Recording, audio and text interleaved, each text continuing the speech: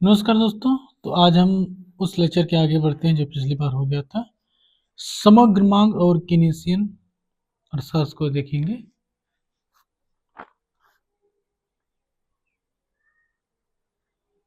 Keynesian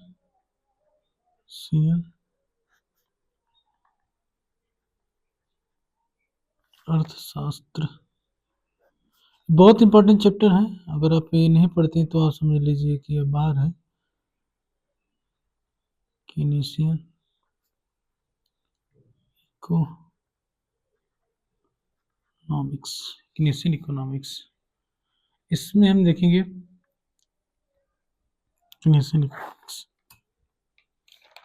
Keynesian economics के अनुसार इसके अनुसार आप केनेसियन के लगा लेंगे आगे। केनेसियन इकोनॉमिक हम लिख देते हैं। केनेसियन इकोनॉमिक्स के अनुसार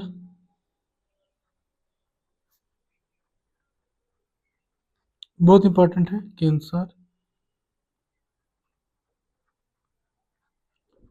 अर्थव्यवस्था में कुल मांग यानी कि एग्रीगेट डिमांड ही तय करती है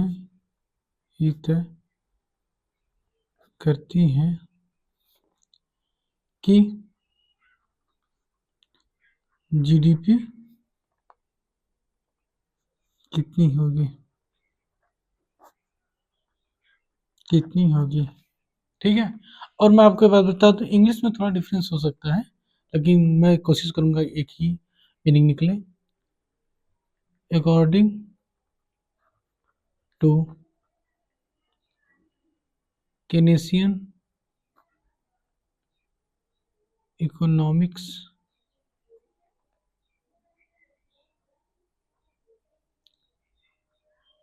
aggregate demand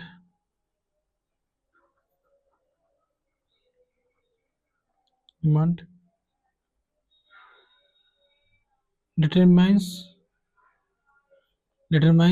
the level of GDP in the short run. Okay. अब आगे देखते हैं। केनेसियन अर्थशास्त्र के अनुसार अर्थव्यवस्था में कुल मांग ही तय करती है कि जीडीपी कितनी होगी। अगर एग्रीगेट डिमांड बढ़ती है, यानी कि अगर एडी बढ़ती है तो लोग ज्यादा पैसे खर्च करेंगे। तो लोग क्या करेंगे? खर्च ज्यादा करेंगे। अगर लोग खर्च ज्यादा करेंगे तो उत्पादन कंपनियां ज्यादा करेंगी, उत्पादन बढ़ेगा तो जीडीपी बढ़ेगी, तो रोजगार बढ़ेगा। ये सब सर्कुलर में चलते रहते हैं अपना। ठीक है। अगर उल्टा देख लें, अगर एग्रीगेट डिमांड घटती है, यानी कि अगर एडी घटती है तो लोग क्या करेंगे? खर्च कम करेंगे, तभी एग्रीगेट डिमांड घटेगी। खर्च कम होगा तो कंपनियां उत्पादन कम करेंगी।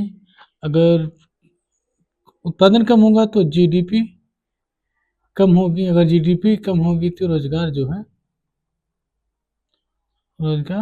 कम होगा। ठीक है। एग्रीगेट डिमांड के जो होते हैं 4 घटक होते हैं। एग्रीगेट डिमांड के 4 घटक होते हैं। एडी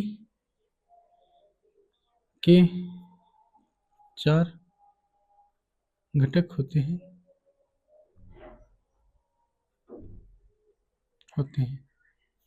आप लिख लीजिए C plus I plus G plus, अब इसे x माइनस एम कर सकते हैं, x minus M. Okay, x minus M.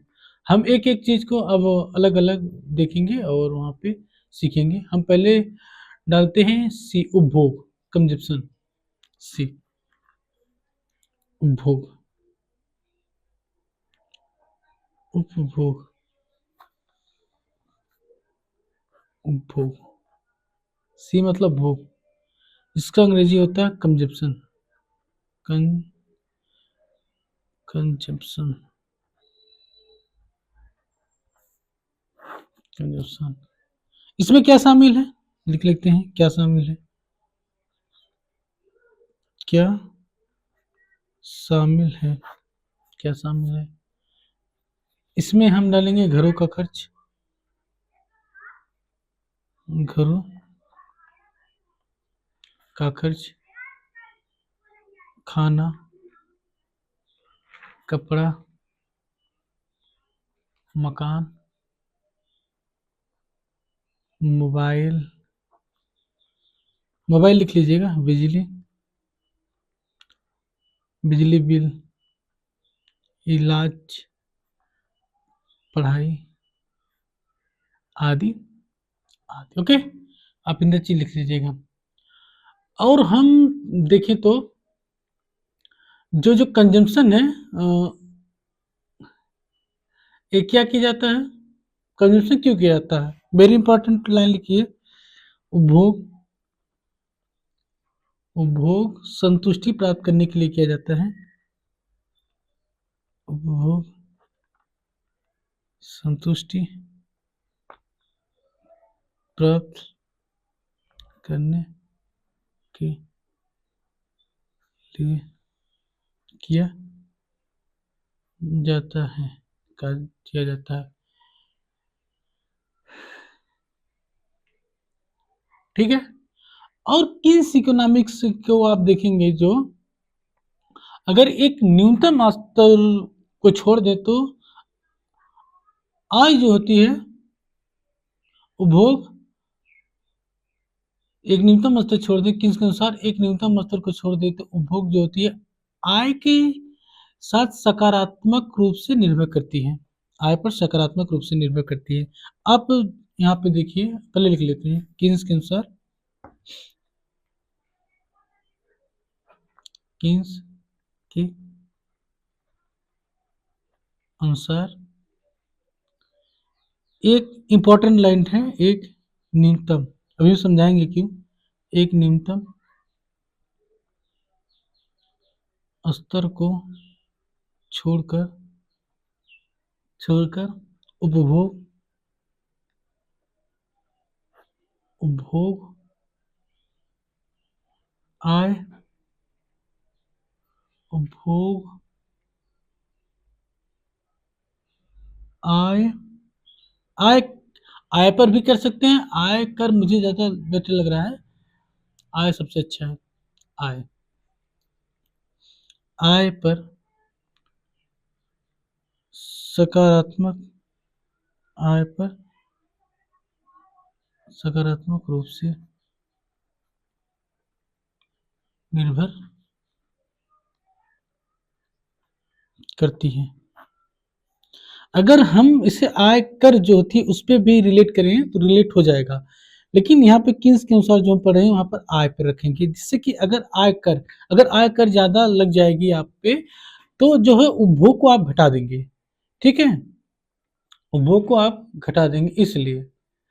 और अगर आय आपकी बढ़ेगी और आयकर कम लगेगी, आय बढ़ेगी तो आप उपभोग को ज्यादा करेंगे। आप इसे इस तरह समझ सकते हैं, ये लाइन हो गई, ये हो गई आय की लाइन, ये हो गई उपभोग की लाइन, उपभोग, उपभोग की लाइन। ठीक है, आय की लाइन, उपभोग की लाइन। एक न्यूनतम स्तर को आप छोड़ दीजिए, मान लेते हैं जीरो है और आपकी इनकम भी जीरो है तो उपभोग भी जीरो है, लेकिन आपकी इनकम जीरो, ये तो मैंने पॉइंट डाला है, लेकिन आपकी इनकम जीरो है तो इसका मतलब नहीं कि आप कोई उपभोग नहीं कर रहे हो, आप उपभोग तब भी करोगे, आप उपभोग तब भी करोगे। क्यों? क्योंकि आप जब जन्म लेते हैं तो आपकी इनकम जीरो रहती है, जिससे इस समय मैं हूँ, मेरी इनकम जीरो है, मेरी इनकम जीरो है, लेकिन मैं खाना तो खाता हूँ, ये मेरा उपभोग एक प्रकार से है, कलम मैं इस्तेमाल कर रहा हूँ, ये मैं मोबाइल इस्तेमाल कर रहा हूँ, मैं नेट को इस्तेमाल कर रहा हूँ, उपभोग तो मैं तभी कर रहा हूँ, लेकिन इनकम क्या है मेरी, नील है, इनकम जीरो है, इसीलिए। ठीक है, आप भी देख लीजिए, अगर आप पढ़ाई लिखाई कर रहे हैं तो आप भी अपने पिताजी से पैसे मांगते होंगे, आपका खर्च है लेकिन आय जीरो है, ठीक है, इसीलिए। तो अगर मैं इससे उपभोग रेखा करूं, उपभोग रेखा इसी तरह जाएगी। अगर मान लीजिए आपकी किसी दिन कंजम्पशन इतना है, मान लीजिए यहाँ पर एक्स, इसे हम एक्स करते हैं, एक्स, आपकी इनकम इतना है, तो आपने उपभोग इतना किया, कंजम्पशन आपने इतना किया। मान लीजिए आपको यहाँ पर आय बढ़ती है, आय बढ़ती x2, आपने उपभोग कितना कर लिया, सॉरी सीट, उपभोग कितना कर लिया। हाँ, और कंजम्पशन, और यह भी है कि आप एक हद के जाने के बाद आपकी इनकम भले भी कितना बढ़ती जाए, लेकिन आप उपभोग को वहाँ पे न्यूट्रल कर देंगे कि आप उससे ज़्यादा उपभोग नहीं कर सकते हैं। जैसे कि अगर आप आपके मान लीजिए आय, आपने आज सौ, मान लीजिए आपने इतना इनकम कर रहे हैं कि आप एक साइकिल से कंफर्टेबल चल लेंगे, साइकिल ले लेंगे, उससे इनकम ज़्यादा बढ़ेगी तो आप बहुत करेंगे, बाइक ले लेंगे, इसके बाद इनकम बढ़ेंगी, आप चार चक्के ले गाड़ी ले लेंगे, चार चक्का, आप बहुत करेंगे हवाई जहाज ले लेंगे, इसके बाद आप क्या लेंगे, बहुत करेंगे रॉकेट ले लेंगे, इससे ज़्यादा आपकी इनकम बढ़ेगी तो आप क्या इससे ज़्यादा कुछ कर लेंगे, कुछ नहीं कर पाएंगे। मान लीजिए अगर आप खाने की वस्तु में, आप मान लीजिए, मान लेना है कि आपकी भूख एक केले में समाप्त हो गई, आप एक केला ही खाएंगे, आपकी इनकम कितनी भी बढ़ जाए, अगर आपकी भूख एक केले की है तो आप एक ही केला ही खाएंगे, 10 केले नहीं खा पाएंगे क्योंकि मेरा इनकम बढ़ गई है, तो मैं जो केले बढ़ा दूं नहीं हो पाएगा। इसलिए ये भी एक हद जाने के बाद न्यूट्रल हो जाती है उपभोग भी, ठीक है। अब एक दूसरी बात किन्स कहते हैं, किन्स के अनुसार उपभोग में परिवर्तन आय में परिवर्तन की तुलना में कम होता है, क्यों, अभी बताता हूँ।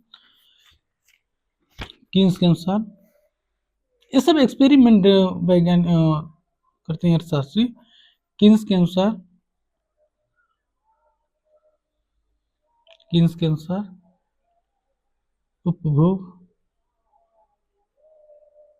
में, उपभोग में परिवर्तन, परिवर्तन आय में परिवर्तन की तुलना में कम होती है, क्यों, यहाँ पे क्योंकि यहाँ से लिखिए ताकि आपको अगर कोई मान लीजिए प्रश्न आ गया तो आप इसे बना लें। क्योंकि जो लोग हैं आय में एक भाग की बचत कर लेते हैं, क्योंकि लोग आय का एक भाग बचत कर लेते हैं। इसमें कोई समझाने वाली बात नहीं, कोई भी परिवार होगा जितनी इनकम करेगा उससे उसमें से कुछ बचाने की कोशिश तो करेगा ही, चाहे किसी का भी परिवार हो, इसमें से ऐसी कोई बात नहीं है जो आपको समझाई जाए, ठीक है। अब आगे देखते हैं आई, इन्वेस्टमेंट, आई मतलब निवेश,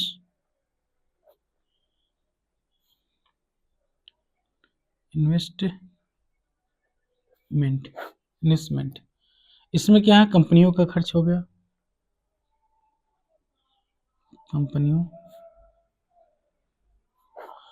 कंपनियों का खर्च हो गया, जिसमें नई मशीन हो गई, नई मशीन हो गई,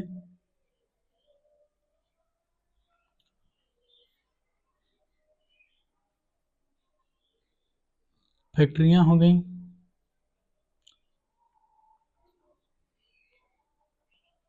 गोदाम हो गया, स्टॉक हो गया, स्टॉक बना के रखें, आदि आदि, ठीक, आदि आदि। इसमें इन्वेस्टमेंट भी एक चीज हो गई। आप इसके बारे में कुछ चीजें जान लेते हैं। निवेश क्या होता है, निवेश एक खर्च होता है जो उत्पादन क्षमता में विस्तार के लिए किया जाता है। निवेश एक खर्च, अब तो जानते ही होंगे निवेश क्या होता है, एक खर्च होता है। लिख लेते हैं, परिभाषिक तौर पे आपसे कोई पूछ सकता है या फिर स्टेटमेंट हाई आ सकते हैं, तो आप क्या करेंगे, आपको लिख लीजिए, निवेश निवेश एक खर्च होता है जो उत्पादन क्षमता को उत्पादन क्षमता के विस्तार के लिए को नहीं करिए उत्पादन क्षमता के विस्तार के लिए किया जाता है। यह मुख्य रूप से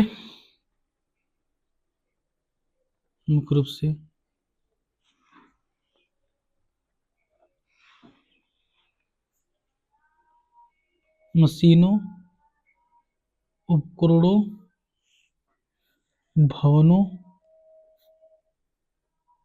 आदि पर किया जाता है। अब यहाँ से एक महत्वपूर्ण लाइन आप जानेंगे, महत्वपूर्ण लाइन निवेश। आप इसे आरबीआई में भी पढ़ेंगे, सॉरी बैंकिंग में भी पढ़ेंगे कि निवेश जो होता है ब्याज दर पर निर्भर करता है। निवेश ब्याज दर पर निर्भर करता है। निवेश क्या करता है? ब्याज दर पर निर्भर करता है, लेकिन वह उसके साथ नकारात्मक रूप से जुड़ा होता है। ब्याज दर पे ये बहुत बार पूछा जाता है, निवेश ब्याज दर पर निर्भर करता है, लेकिन वह जो होता है, लेकिन वह उसके साथ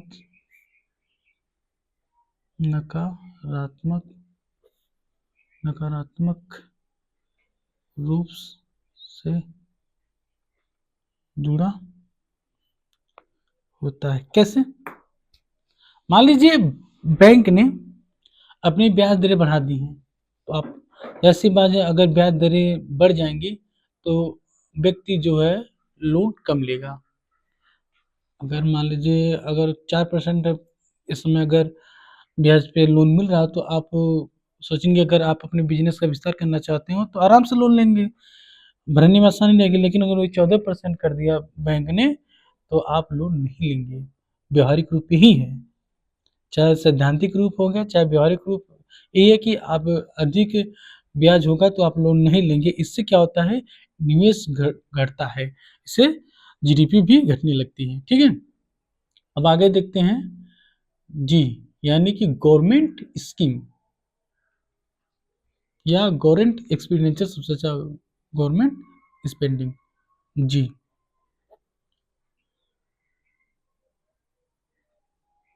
इसे कल देखेंगे, अगले वीडियो में देखेंगे, वीडियो लंबा हो जाएगा।